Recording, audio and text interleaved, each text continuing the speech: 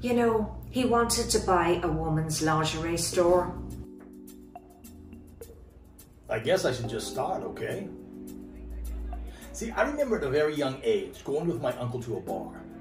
Now, not just any bar, but his favorite bar downtown. I think he was known as a regular. Whenever we would walk in, there would always be people, at least one if not more, lifting their hands saying, "Hey!" And they'd always say, "Hey, Mikey," when I was with him. I always just looked around. I never knew anyone's name. They were never introduced to me. But they knew my uncle. Now, it wasn't like I was going to a bar to drink or anything. I mean, come on. I was 6 years old. And he was my caregiver. What did I know? And whenever he wanted to go, he had to do something with my sister and I. So, my Aunt Norma, his sister, would take my sister and they do some sort of girly stuff, I guess. She always came home with new clothes, but he would take me to the bar. I mean, this was a time in the 60s when you could bring a kid to the bar and no one raised their eyes. I wasn't allowed to sit at the bar, but I was allowed to stand next to him. All afternoon I stood next to him and I was in awestruck of everything I saw and I heard. I heard and learned a lot of dirty words really young. He would give me nickels for the jukebox, and his friends would toss nickels onto the floor for me when I wasn't looking. They knew I liked to play the jukebox, and I would be a scavenger on the floor looking around saying, "Oh, I wonder if I'll find another nickel."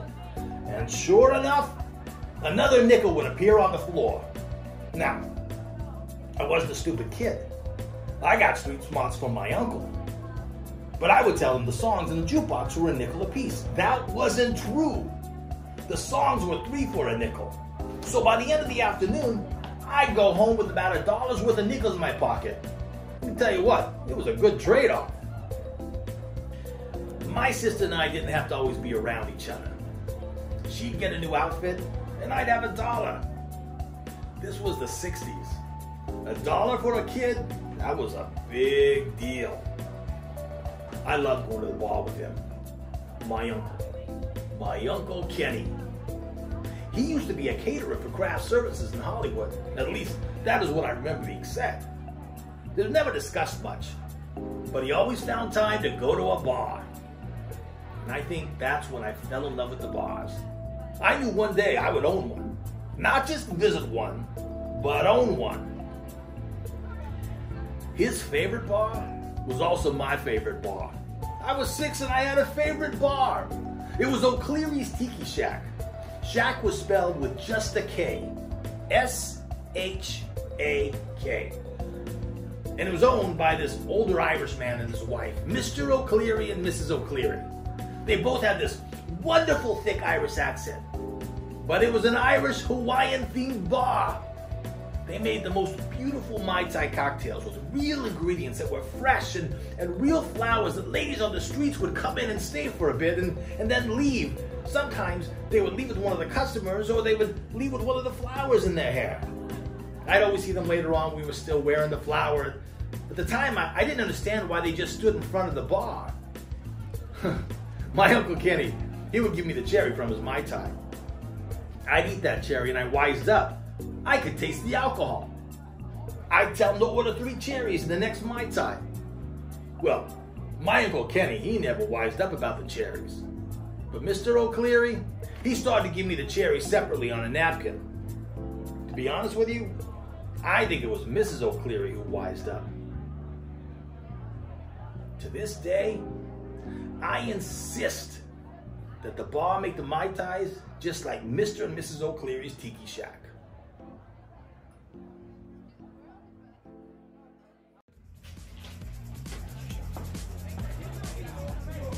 Hey, what's up? How are you doing on the Mai Tais? You look thirsty. Mai Tai Monday Madness goes on for another hour, so you still get the special pricing on the Mai Tais. $15 is a special price for a Mai Tai. Well, I don't need another one, but I'll take another one. Well, look at that. Get her a tiny bit drunk and she gets the frisky fingers. Is she drunk? She's not even done with her first Mai Tai. Oh, she's a lightweight, but she cannot stop talking about you. Really? Cool. Are you her brother? No, I'm her husband. You look like a very energetic young man. Did you make the Mai Tai? Oh, no. The bartender did. Okay. Do you want me to go? No. Sit here. Oh, okay. So, what do you do outside of working at a bar? Oh, I played soccer in high school. Oh my god. Oh, it's okay. I'm a senior. I'm already 18. I have a car now. My mom gave me her old Pontiac Phoenix. She's the owner's tax accountant, and he had to give me a job because he wants her to cook the books. It's so funny. My new girlfriend had the same reaction. She's in college. She's the TV producer for some stuff we're filming here. The first time we hooked up, I told her I was in high school, and I asked her what grade she was in. She turned all pale. I mean, I should have remembered that she wasn't in high school because she was here drinking. I mean, she could have had a fake ID. We do get those a lot, but we just let them slide. My boss says, let the kids start when they want. But then I told her my birthday was a few weeks ago and I'm 18 now. So, she seemed better. Yes. Please bring us 2 more extra strong Mai Tais, please. Oh, okay. Yeah, so the Mai Tais are really good. They're strong too. They mean a lot to my boss. He likes the flowers on them. I think he said they remind him of prostitutes outside a bar or something. He told me a story about them once. Hey, do you guys want to see my soccer ball? Yes. Please bring your soccer ball to the table. Oh, okay. Yeah. Here we go. You think he knows any tricks? Shut up.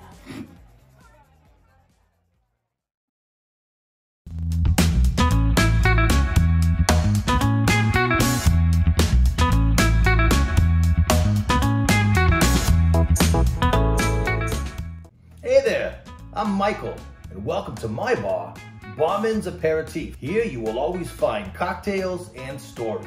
Today, I'm going to show you how to make a cocktail that's near and dear to my heart, the Mai Tai. So, grab your notebook, sharpen your pencil, and get ready to take some notes as I show you how to assemble the Mai Tai.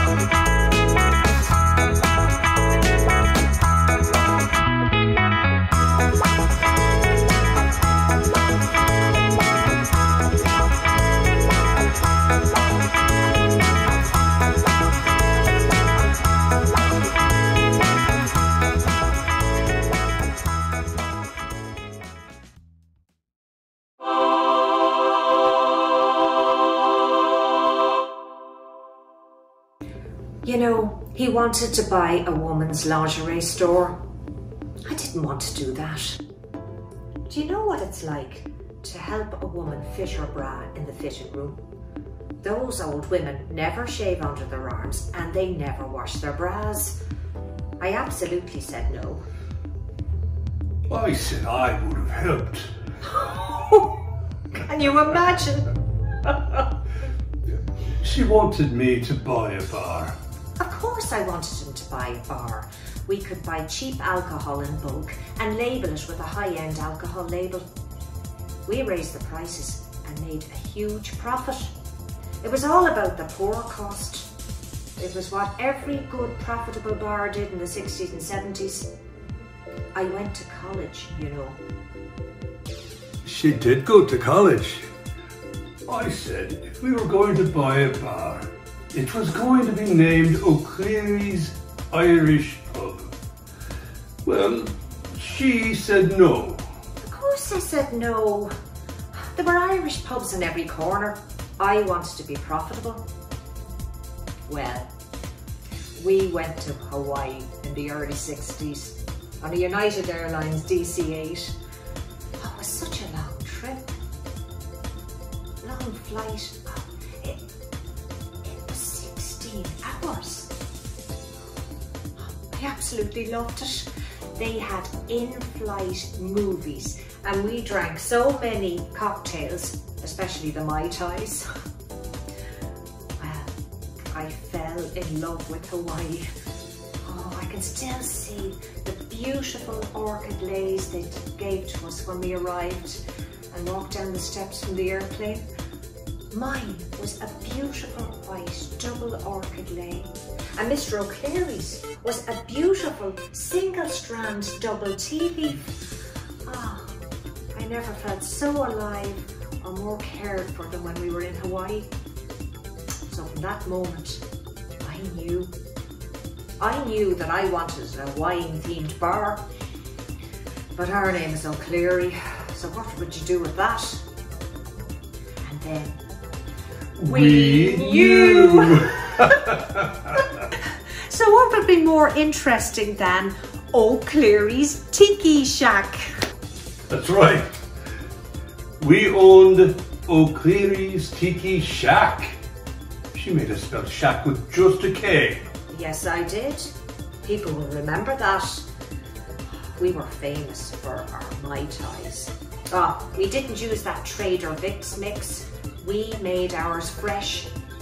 They were delicious. That's the perk about owning a bar. We do get to test the merchandise. Oh, Mr. O'Cleary. Well, I do like a good cocktail in the afternoon. I do too.